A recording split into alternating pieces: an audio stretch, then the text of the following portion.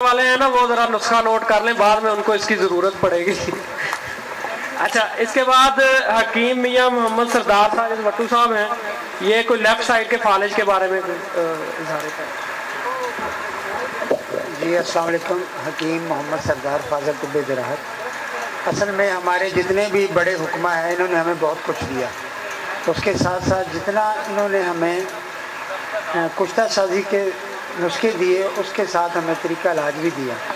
और इसी तरीका इलाज तिब्बे यूनानी से ही नज़रिए निकले जितने भी निकले, और उस नज़रिए को जिस हकीम ने समझा तो नज़रिए का कोई भी नुस्खा फजूल या बेकार नहीं है, एक आम सा नुस्खा है।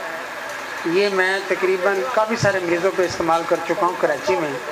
ये हम उसको इंद्री जलाब भी कहते हैं और असाबी खार भी है, जौ खार, कलमी शोरा, ठिकरी, निशादर और काली मिर्च।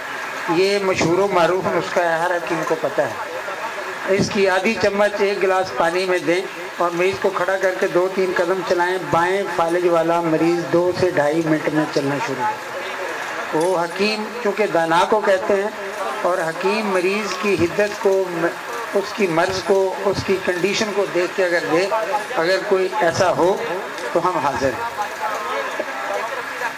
रिपीट करिएगा जी। ये नुस्खा साबी नुस्खा है, खार, जिसको हम इंद्री जलाबी कहते हैं। अगर नज़रिए को जितने भी दोस्त, क्योंकि तिब्बी यूनानी से ही सारे नज़रिए निकले हैं, ये माँ है हमारी, और इसके हिसाब से अगर मरीज़ तशखीस को जानता है तो आधी चम्मच देने से, मेरे पास प्रूफ है मरीज़ों के बाएं फालिज के, कराची के, 5 से 10 मिनट में बंदा हाथ पाँव हिलाता है। क्योंकि बाएं फालिज में हम ठंडी चीज़ें देते हैं और दाएं फालिज में गर्म दी जाती हैं। अगर आप कुछ भी नहीं जानते तो आप उसको बर्फ़ की टकोर करें तो 2 मिनट में पाँव हिलाएं। अगर कोई ऐसा मरीज़ हो तो हम हाजिर हैं।